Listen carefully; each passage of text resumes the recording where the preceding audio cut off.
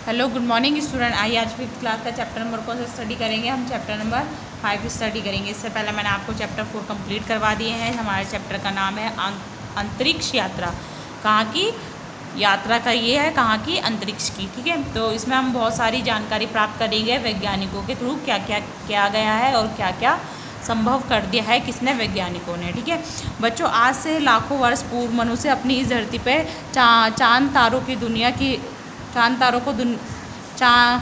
सितारों की दुनिया को देखकर आश्चर्यचकित रह जाता था। मन ही मन वह सोचता था कि हर रात आकाश में जगमगाते उन तारों में रोशनी भरने वाला कौन है।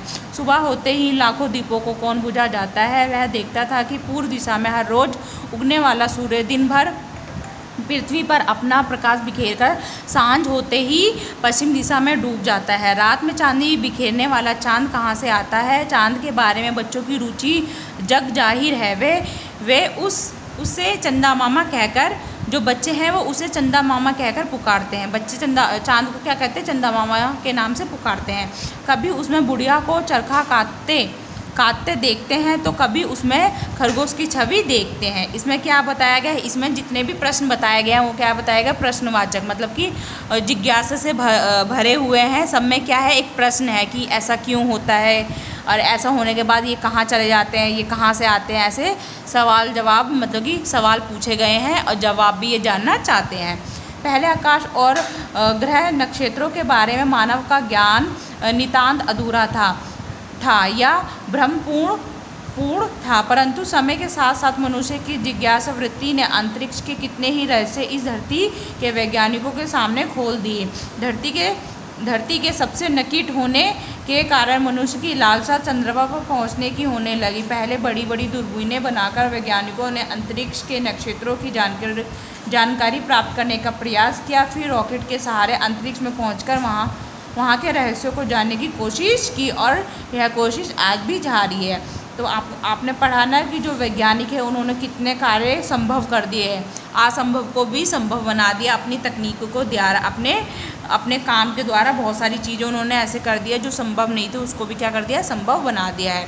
अंतरिक्ष में पहुँचने की सबसे बड़ी बाधा धरती के ऊपर छाए वायुमंडल से आती है। धरती से 200 मील की ऊंचाई तक यह वायुमंडल है।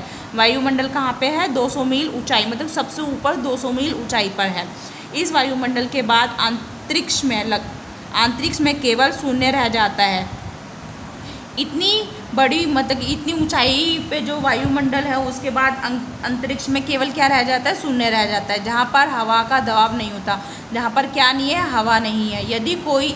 यदि कोई उस शून्य में पहुंच जाए तो फिर उसे धरती पर वापस लाना असंभव है। अगर कोई शून्य पर पहुंच जाए तो बेटा वहाँ से उसको क्या करना असंभव है, उसको वहाँ से लाना असंभव है। ठीक है, उसे शून्य में सांस लेना भी असंभव है।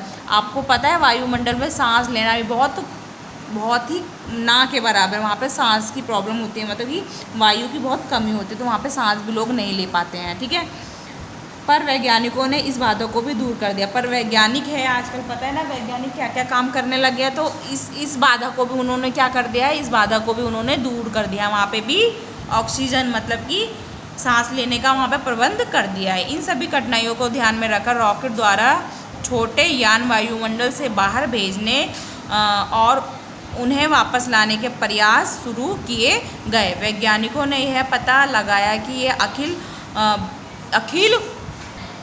अखिल ब्रह्मांड इतना विशाल है कि इसका कोई और छोर दिखाई नहीं पड़ता। सूर्य के चारों ओर जो अन्य ग्रह चक्कर लगाते हैं और जिसे वैज्ञानिक सौरमंडल के नाम से पुकारते हैं, इसका ही दायरा 6 अरब मील है। सूर्य का यह कुटुंब अखिल ब्रह्मांड में अलग थलग पड़ा हुआ है। इस सौरमंडल में सूर्य के अलावा बुध, शुक्र, पृथ्वी, मंगल, बृहस्पति, शनि, यूरेनस और नेपच्यून हैं। सूर्य के इस परिवार से निकलने के बाद कई 100 अरब मील की दूरी पर आकाश में चमकने वाले तारे हैं, जिनके विषय में जानना फिलहाल असंभव है।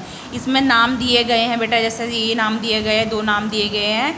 यहाँ पे भी क्या किया जा रहा है, यहाँ पे भी अभी खोज की जा रही है, पर यहाँ पे अभी भी फ़िलहाल यहाँ पे पहुँचना असंभव हो रहा है। तो यहाँ पे अभी वैज्ञानिक नहीं पहुँच पाए हैं, पर अभी उनकी कोशिश जारी है। तो बेटा आज का पाठ हमारा यहीं ख़त्म होता है। आगे का पार्ट जो होगा, पार्ट नंबर 2, हम नेक्स्ट क्लास में पढ़ेंगे।